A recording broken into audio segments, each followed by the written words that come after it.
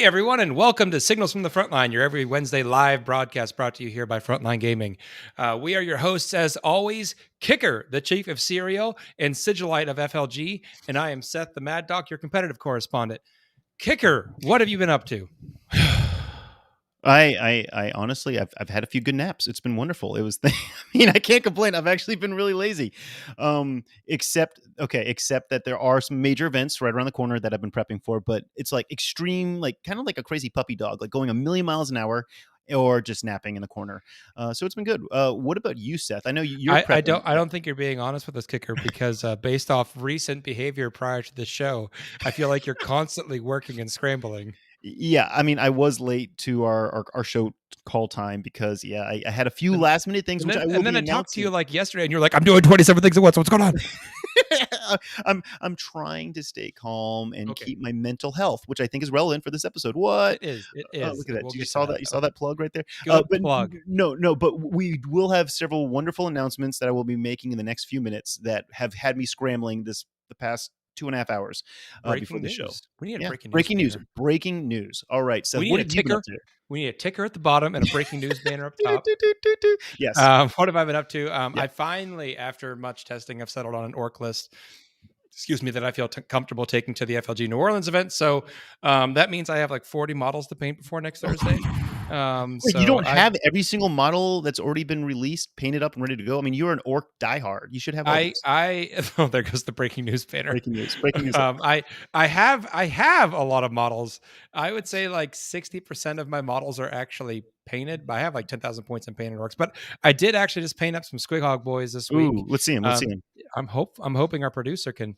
Oh, there they Ooh, are. those are Beautiful sexy, yellow dude. ones. Now I'll be full disclosure, Kicker. Yeah, yeah, I have 3 different color squigs for my units, and I chose yellow after seeing yours because I yeah. really They like how look a little yellow looked familiar. on me. That's okay.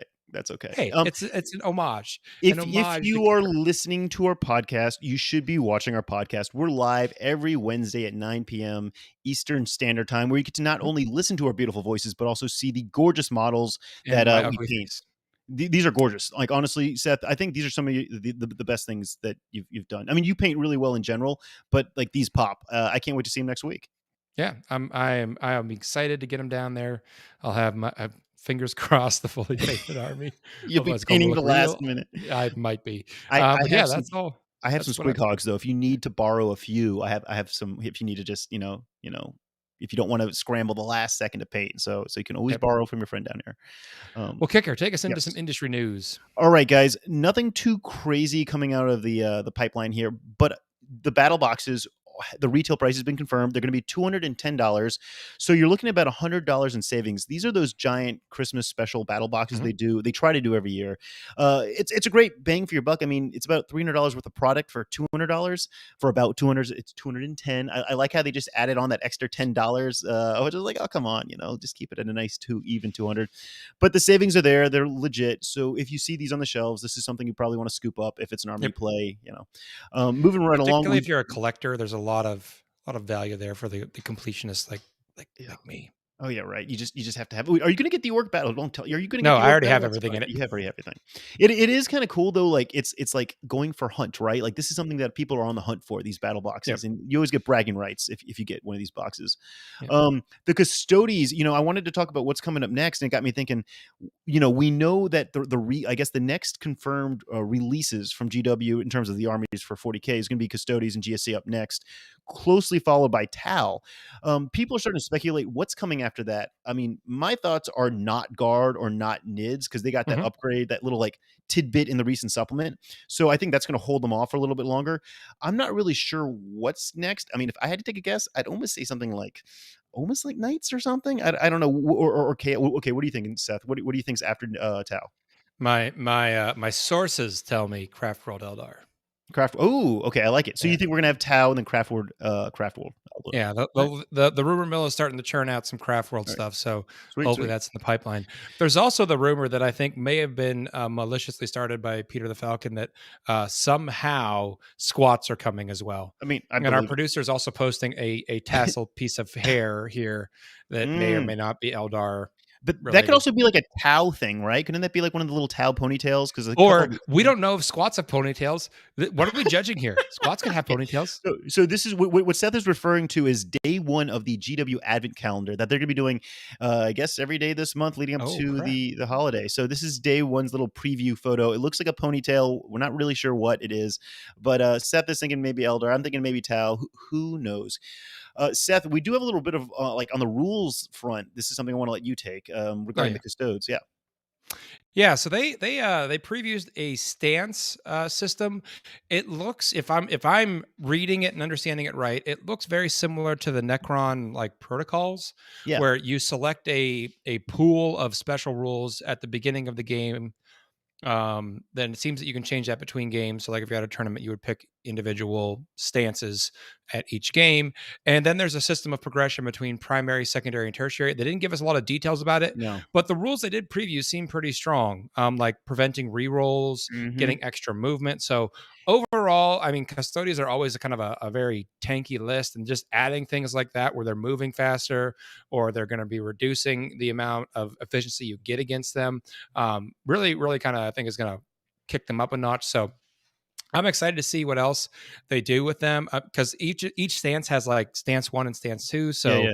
I don't know if that means you can only pick one of those each time you pick that stance, or maybe it's like Necrons where you can pick one of those, but unless you're the special sub sect of Yeah. custodians, you get both of the stances in this particular one. Or can You they know, say, though, okay, turn one I'm stance this, turn two I'm stance two, and it's we'll really see. cool though that they're doing this, that each army so far in ninth edition is getting some sort of unique take on flexibility in some Mhm. format or another. You know, AdMech have some version. Like, okay, orcs got the wall, which is only really that one turn, but it's still something, right? Yeah, but You I know, get to yell it really loud at they events, get to and it yell it really makes John loudly. Lennon cringe. Space Marines have their, you know, their doctrines. So I kind of like that this is becoming a thing in ninth edition. Each army has some sort of special, I don't want to say gimmick, but you know, gimmick that they get to choose each round or several I think the rounds. word you're looking for is mechanic. Oh, mechanic. Sorry, mechanic. That Yes, sounds thank better you. than gimmick. That sounds I way I better. would be insulted if you called WOG a gimmick. Oh, I'm Okay, so just sorry. so All we're right. clear here, buddy. Okay, we're gonna jump Yeah. over to something that I'm really excited about. I work for Frontline Gaming. I'm very involved in the industry. This is my full time career, and I was not really aware of something that you should be aware of. Holy fish sticks! We've not even been talking about the painting master classes at LVO.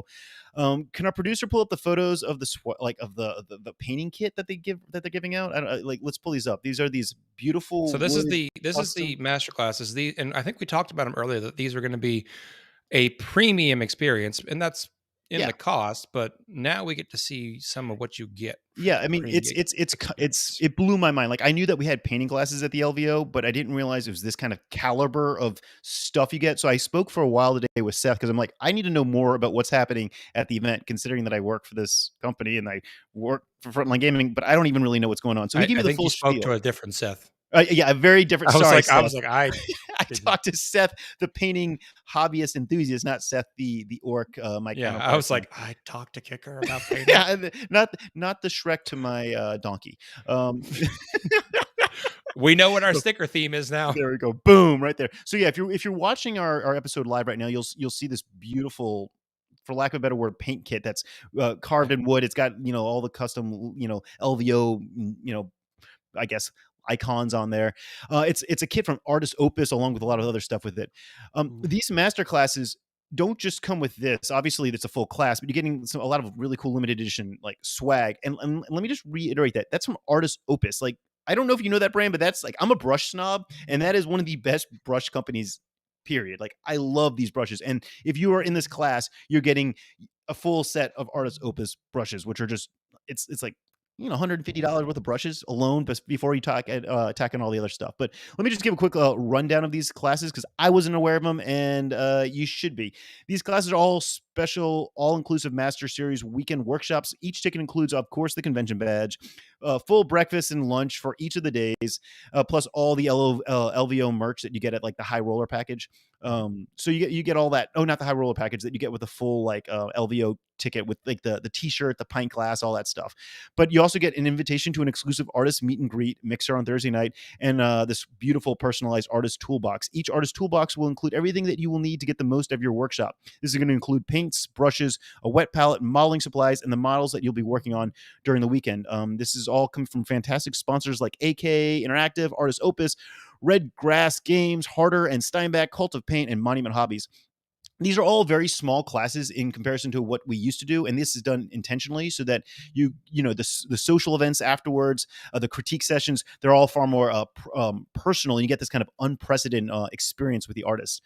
Some of the swag that, like I mentioned, is coming from like people like Artist Opus and Monument Games. Like, this is not swag, I should say, like legit product they're giving you to use during the weekend. So long story short, it's epic. We have 3 master classes during the LVO. The Andrew Warhol is already sold out. The Caleb Weizenbach is sold out. We do have Matt's DiPietro. I don't know him. His class still has 4 spaces left, and after that, we are totally sold out for the weekend. So if you're interested, hop on those. There's, like I said, only 4 tickets left for Matt's class.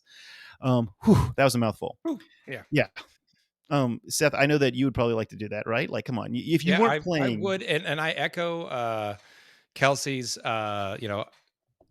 thoughts, which is I would love to do that, but I'm already signed up to play. That's the problem, right? Like, I feel like we need to have the master classes not during the champs, because you can't play and go to the master classes. But just something we got to throw out there. Let's pull up the artwork. Can we pull up the artwork for the NOLA event? I need to start talking about New Orleans, because this is next week, dude. Like, this time next week, I will be in the hall setting up. Okay, our producer's pulling this artwork right now up. It's boom, there we go. That beautiful New Orleans artwork. Guys, I want to be very open with you guys and clear so that everyone knows what's going on as we're going into New Orleans Open regarding COVID and the situation here in New Orleans. If you, I just did like the update. You'll see the packets are all updated now. If you are unvaccinated, you are supposed to wear a mask in public areas in New Orleans. That's just the rule. To enter a building, you either have to have a proof of a dose of vaccine or a negative test that comes from within 72 hours. I'm uncertain as to what the hotel will do specifically, but I will say that as a guy living in New Orleans, in Orleans Parish, that many restaurants here are checking for proof of vaccination when entering. I know Seth got caught when we went to dinner the other day that they do check when entering. But note that this is for Orleans Parish, and yes, in Louisiana we don't have counties, we have parishes. So the venue is in Orleans Parish, and so that's kind of that's where we're at right now. So we just want to give everyone a heads up. If you're vaccinated, make sure you got your card on you so you can show it, and you won't have to worry about a mask or anything. And just be prepared when you come to the event. With that said, I do have some really cool positive news that's exciting. The player packets have been up. Yeah, right. So we got a question. No, I'm hyping up your positive. Oh, thank you. Yeah, all right, positive stuff. The player packet, as of literally 30 minutes ago, has just been updated to reflect the correct keywords and images for all the terrain that we're going to be using. This is like the final home run stretch before the LVO. So the terrain packs basically are our final prep ground for LVO. SoCal was extremely well received in regards to the keywords used in the terrain. So that's basically what we're doing here in New Orleans. So if you're familiar with SoCal, like Sean Naden and Ben Jurek, who were at SoCal and they'll also be at New Orleans, they'll be very comfortable with the setup here in New Orleans. With that said, if there are any sort of glaring issues we want to change from New Orleans, we'll adjust for the LVO. When I break the game there. Hoorah! Yeah, well, Seth, go in there and break the game. We did just get these in. These showed up in my door this morning. These are the beautiful Frontline Gaming Challenge coins for the New Orleans Open. They are a nice shiny silver color, and you want to bring your challenge coins because I had mentioned earlier, Bad Wolf, a local bar and restaurant that's got a gaming hall, will be buying all the challenge coin holders drinks at the New Orleans Open at the bar. And yeah, right. So Seth, bring your challenge coin so you can get. I will. Yeah, right. Please do. You got like a bunch. Seth, you have like at least 2, right? Or do you have 3? No, I've only been to ACO, unfortunately. You've only been to ACO. Oh, you didn't go to the Las Vegas team tournament. Oh, nope. I'm sorry, man. I couldn't make it. Okay. Well, if you are not in America, but you still want to go get your ITC points, Germany is stepping up to bat right now with a major event that's coming. Our ITC rep Daniel emailed me today. They've got an event called the Firebug Alliance Open. The event itself will be a 100-player 40K singles event, 5 rounds over 2 days. The tournament will be held at the Radisson Blue Hotel in a name I can't pronounce because it's German, but like I want to say Karsche. I hope I didn't just piss off You everyone. are German. Oh yeah, but I only know like Volkswagen and like the curse words because that's all I got. But yeah, so it's in Karlsruhe, Germany, about 120 kilometers. I don't know what that is in miles, south of Frankfurt. This is going to be providing an all-inclusive, full event feeling, kind of like a lot of the Frontline game events are. So all attendees are going to get kind of that luxe, full, enjoyable experience. The event will be held. This will be the second hotel venue event in Germany, so there's going to be a lot of potential to grow this more and more and more. The organization of of this will be done by Team Firebug, which is paired up with some Dutch guys from Tabletop Alliance. The tickets will go live on December 12th during a Facebook ticket release party. I believe the event is February. I didn't get the actual date. I should probably get that. But the tickets go live December, so get ready for it. But it's kind of cool to start seeing these larger events taking place in Europe. All right. Yeah. Looking excited. Glad to see them getting some games. Yeah. Totally, man. Totally. I know Europe's been under a crazy lockdown. I'm glad that they're starting to open up. And here's the really exciting news, guys. Let's pull that poster up. Boom, guys. The Cherokee tickets.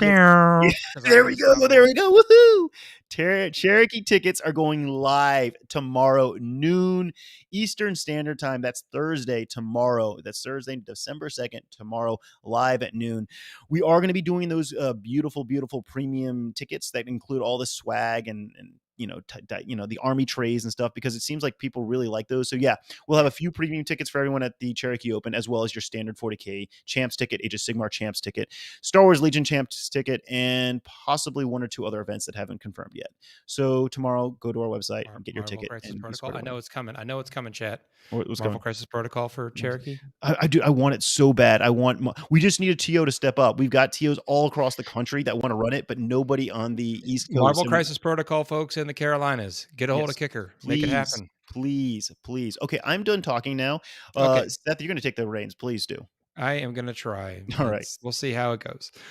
So on the FLGN news, this week, Grim After Dark, they had on Peter the Falcon, and they had a very, we'll call it off-kilter discussion about movies. But I wanted to take a minute here to address some allegations that have been made by the Grim After Dark crew.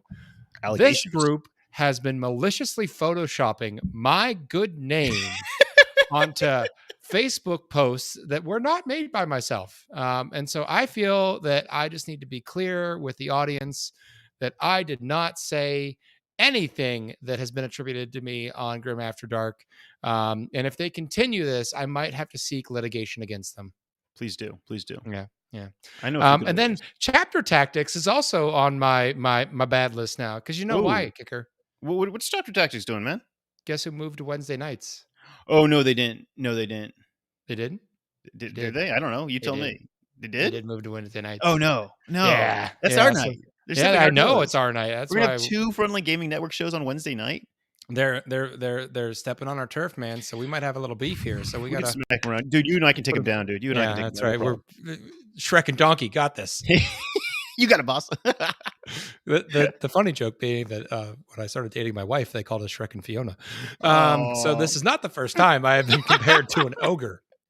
And then, of course, the Thursday show. And I don't know if folks have been paying attention, but the lovely Adam Camilleri is now here on U.S. soil. Yes, he is. Which means I think we're going to be doing the Thursday show not in the middle of the night for him anymore, which is fantastic news. So will it be better content or worse content that it's regular? I don't know, because I'm a little scared to think that maybe for the last 6 months we've been seeing the tired version of Adam Camilleri. Because also when he streams, like when he does like hosting events like commentary, it's like 1 a.m. for him when he starts. Yeah. Oh, so like we've seen the tired Adam Camilleri for the last few months. Now we're going to get the full bore version. I don't know if I can handle that. Wow. I don't know. Wow. Anyway, let's get into our competitive news. Yes, please. Kicker. The season's winding down, buddy. Yeah, it is. We're down to the final stretch. We've got 2 months left. Only a handful of events left that could really shift the upper level placings in the ITC.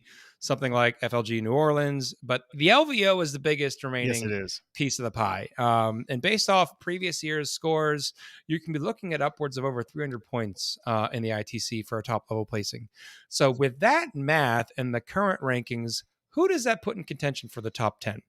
out of the top 10 and the top for the top spot, because outside of the top 10 math wise, it doesn't look like most of those players are going to be able to replace a score and top Brad Chester's mighty score of 1403. The top 5 are definitely in contention. I know that we can expect to see Brad, Sean, and John there. I'm not sure yet if Manny or Malik are going to travel over. I would bet Manny is. I've heard that Malik might not be able to. Other people that might not be competing, Matt Root is going to be judging that event, so he's he judging. can't compete. And it's unknown at this point if Nick's going to be doing some content creation there, or if he's going to be playing himself. So he's a question mark. So the remaining 3 names on the list. The first up is Jack Harpster. He's the Art of War's resident combat marine player, master of mind tricks on the Orlando stream that somehow convinced a Drukhari player to move forward and then knock it out of their transports.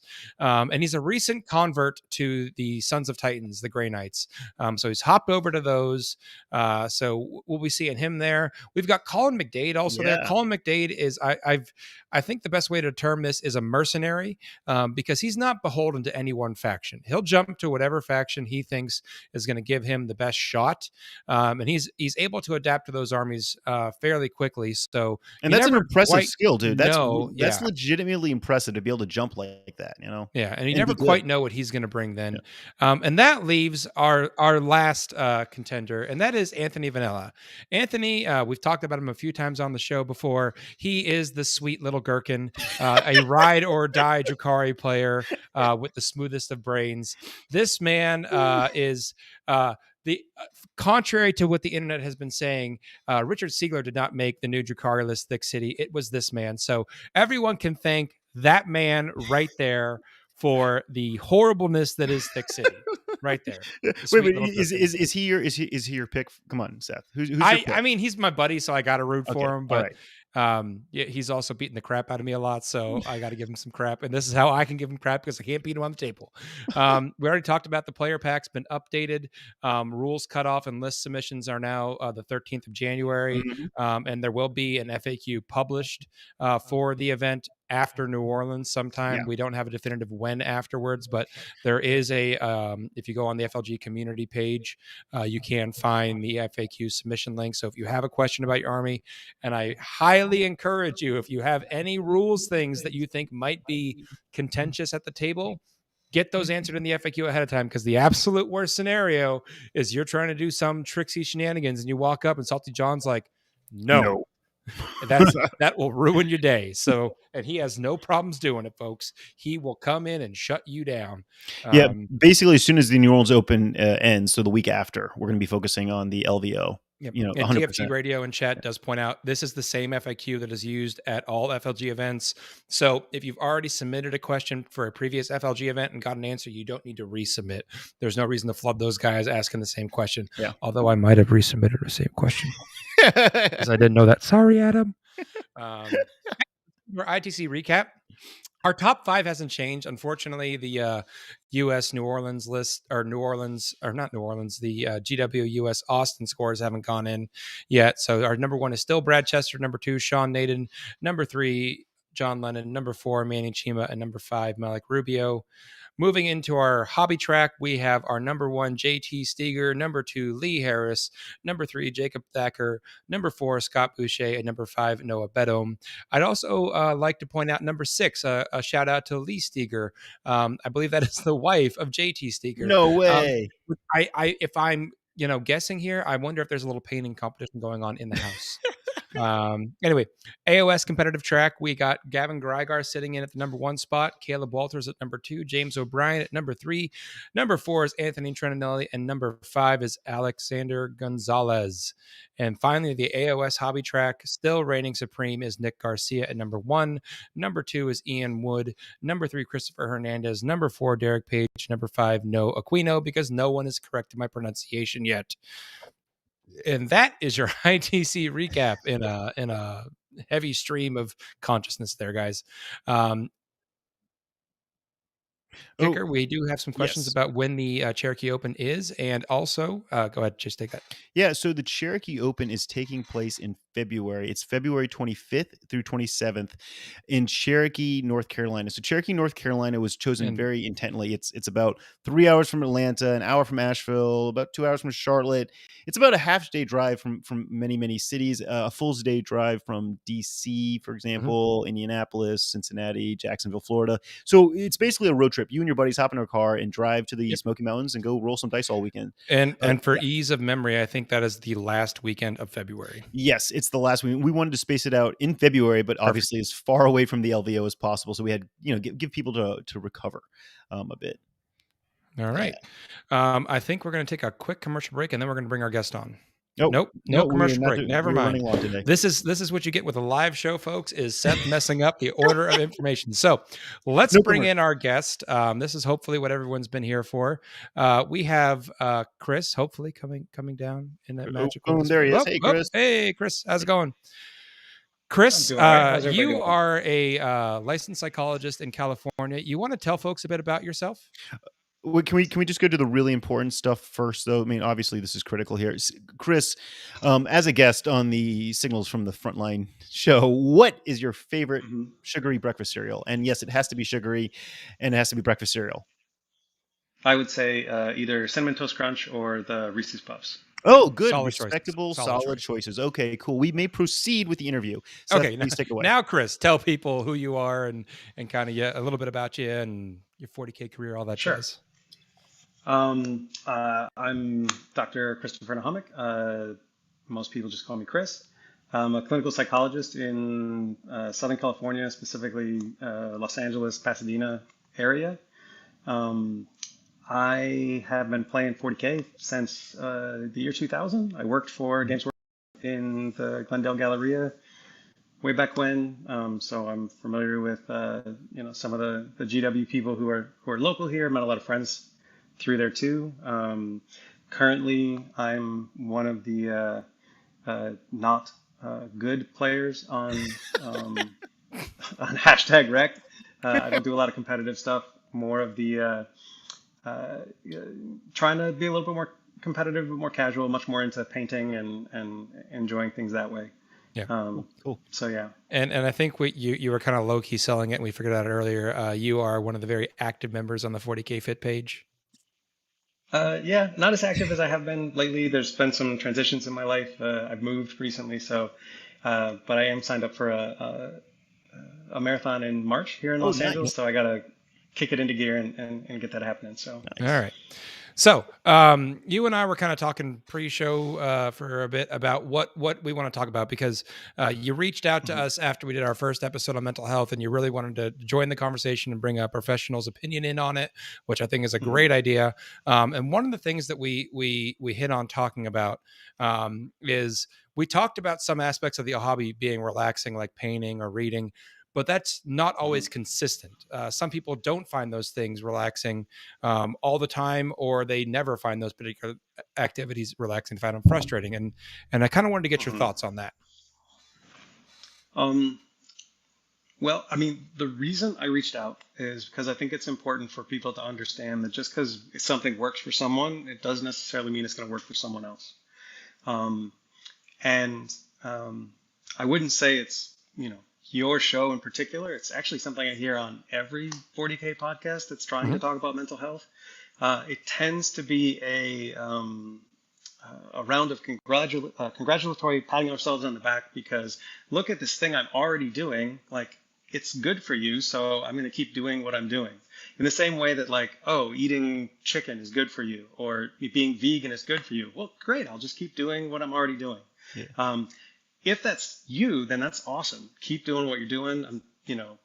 What works for you works for you. But there's a lot of people who are trying to do the exact same thing and are trying to be in the moment and enjoy and use it as a therapeutic escape, and it's not working for them. And for me, the important thing is making sure that those people know that, like, it's not that there's something wrong or defective with you. It's just that you haven't found the right thing. And there's also seasons where we're not necessarily able to enjoy things the way that we want. It doesn't mean that there's something wrong with your own mental health. And I think too, there's a difference between mental health, mental fitness, and like clinical mental health issues. All right, all right. Wait, sorry. And I have to. What's mental fitness? Because I'm all about fitness here, right? Like I am so confused. I've okay. never heard of that term before. Can you give us some definitions here? That is an amazing segue, Kicker. Sorry, I have to. So, mental health and mental fitness are very similar to physical health and physical fitness. It's one of those things that we tend to not pay attention to it until it's failing us. And so most of the time, your typical person, I mean, in reality, most of us are a few bad incidents away from having a breakdown. We don't tend to think about it that way, but there's things that you can do every day that help you kind of reinforce good habits, set yourself up for success in various things. And success does not necessarily have to be like monetary success or anything like that. I said at the beginning of this that I'm not necessarily the best player. So for me, the success is not like I'm never going to win LVO.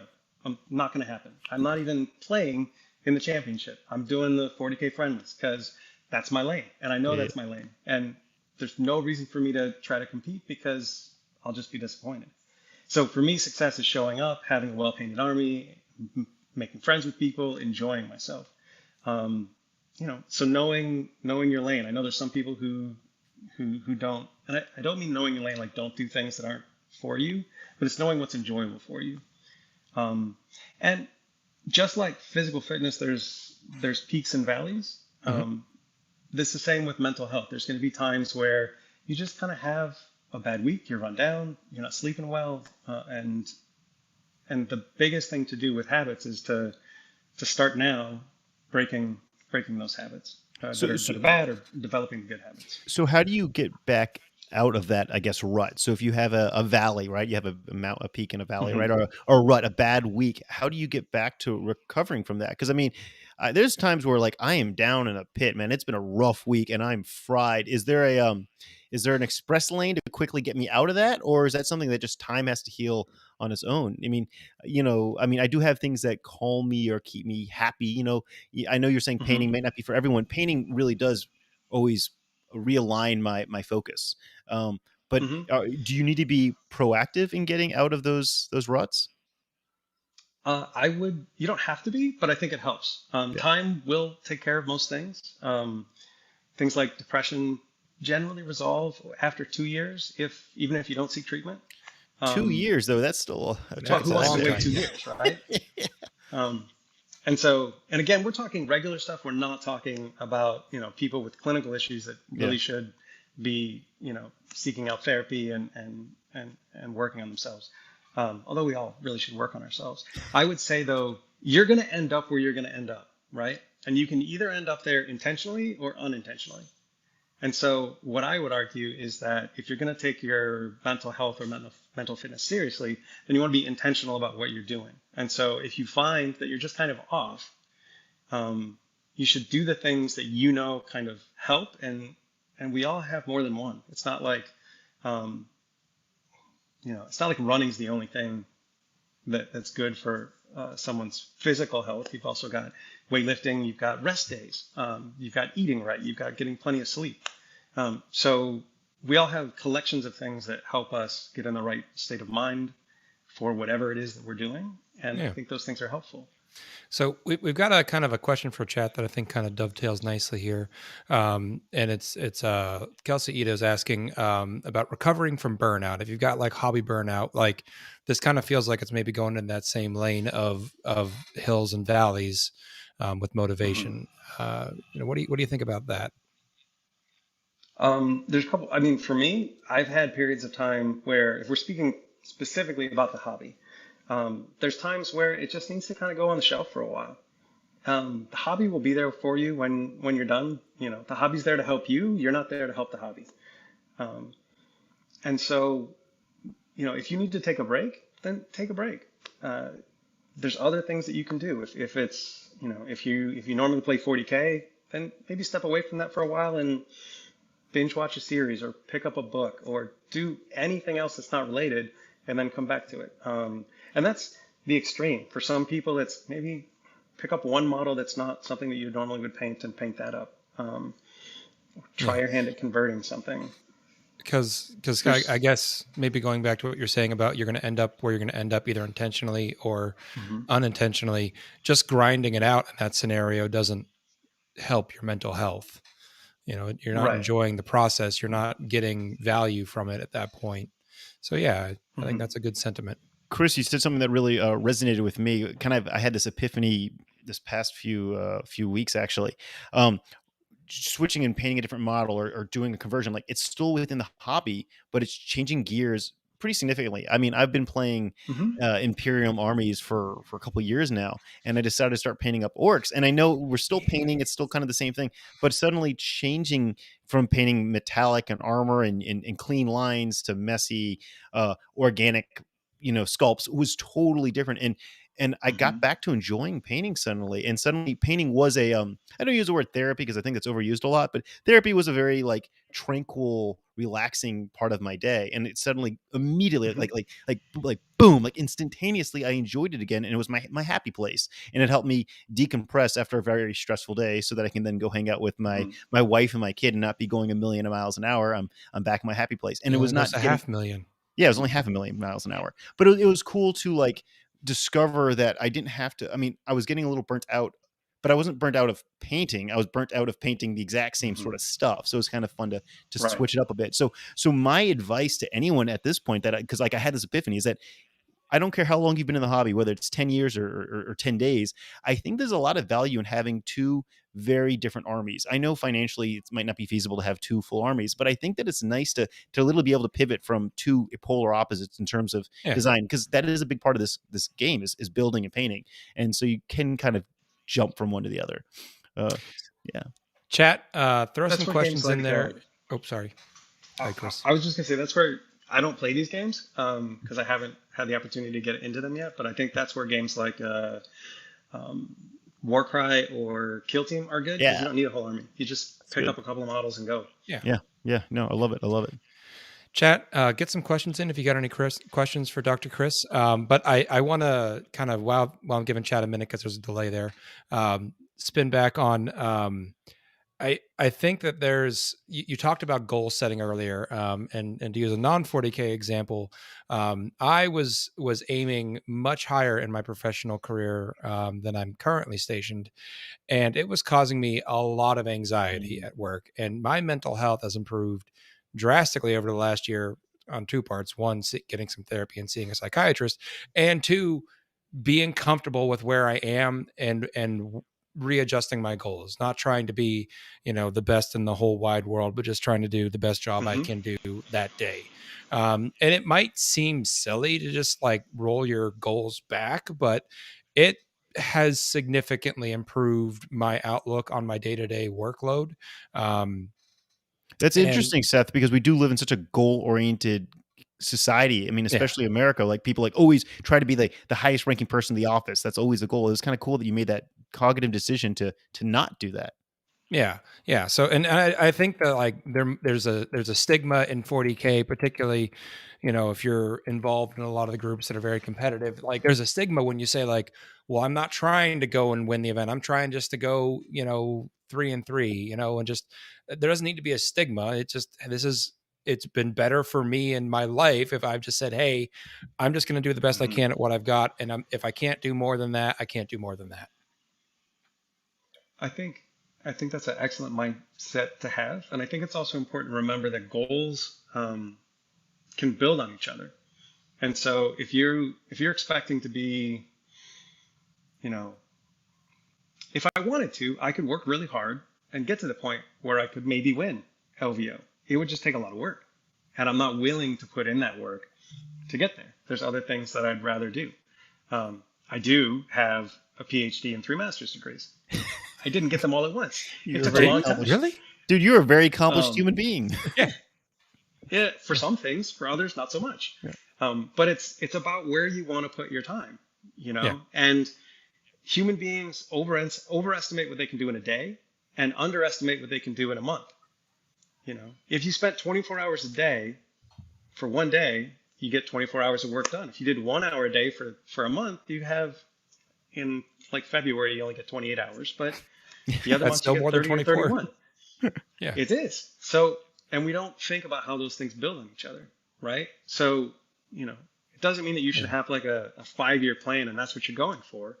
But, if you're trying to improve yourself, what's Yeah. their trajectory and what's a reasonable timeline? What, you're trying to lose weight, you lose weight the same way that you gain weight, a pound at a time. So, all those things kind of having accurate targets let you know whether or not you're hitting them or not.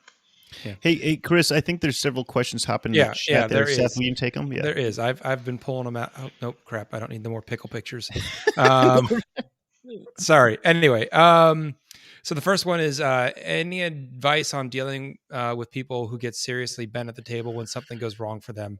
And I think we've all had those awkward moments where someone rolls a couple ones on armor saves on a really important unit, and they're fuming, and it's an awkward social interaction. And how do we deal with it? Like, how do we deal with that situation, that tension? Well, for that specific situation, I would say you want to empathize with them just quickly in the moment. And if they're upset about it, kind of match their affect. Affect is the word we use just for emotion. So match their emotional content by like 30% of what they're giving. It's totally okay for you to be, and actually you're going to be a better opponent if when they have something that goes great for them, you're excited for their good thing too, and when they're disappointed, that you're disappointed with them. Like the dice are the dice. It's not anybody's fault, and so kind of joining with them in that moment totally diffuses the situation, and they feel seen and heard. I like it. Yeah, I think that's a big part of it is validating the feelings.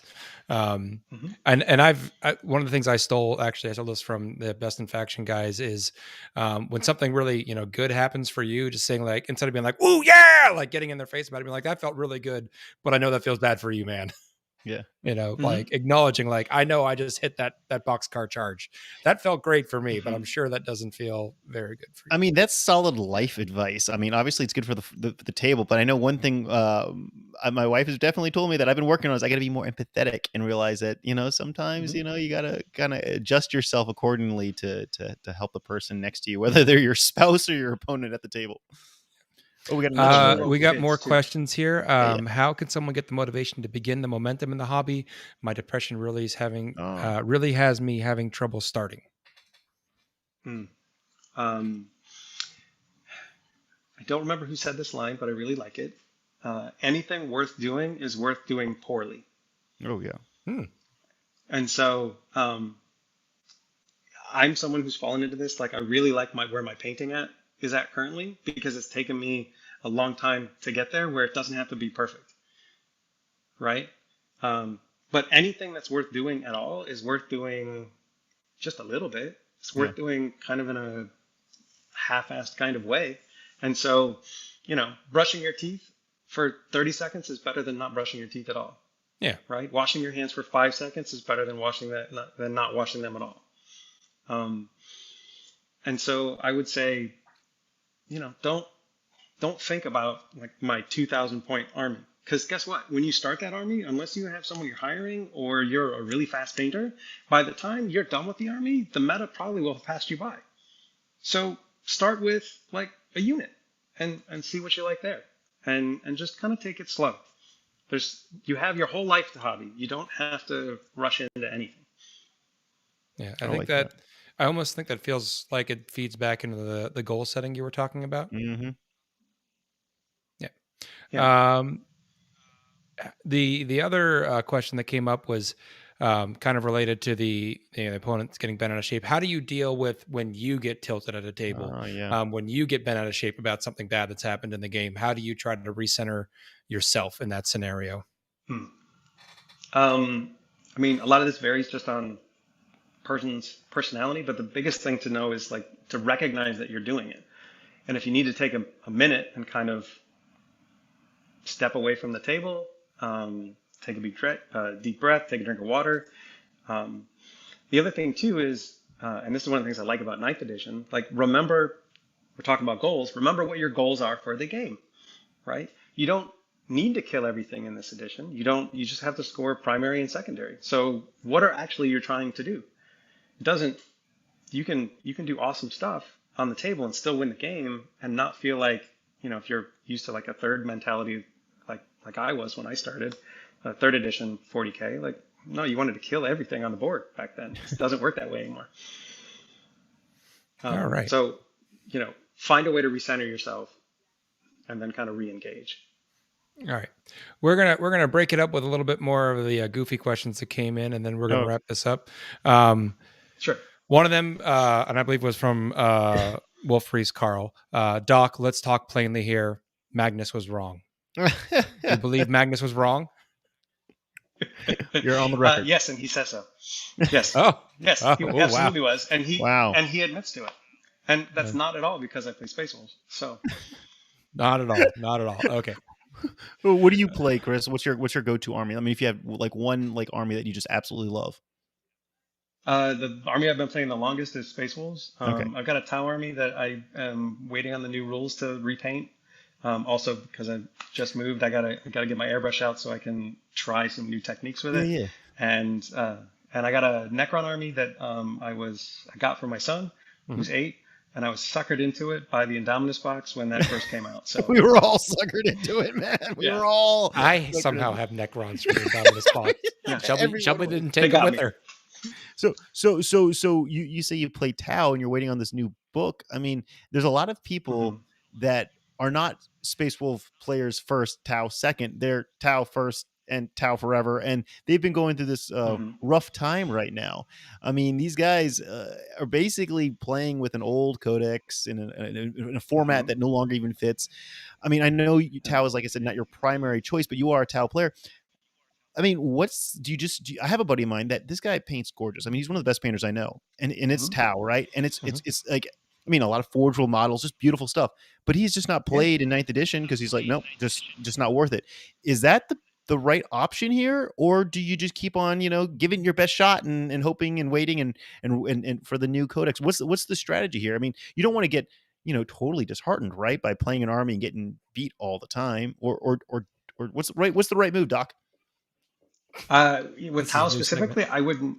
I wouldn't know with Tau specifically, but I would say it's. I think one of the things that's happened, and with COVID, it's really messed things up. I don't know if we really understand as a community 9th edition quite yet. Okay. I'm not going to pretend like I do because I don't play enough.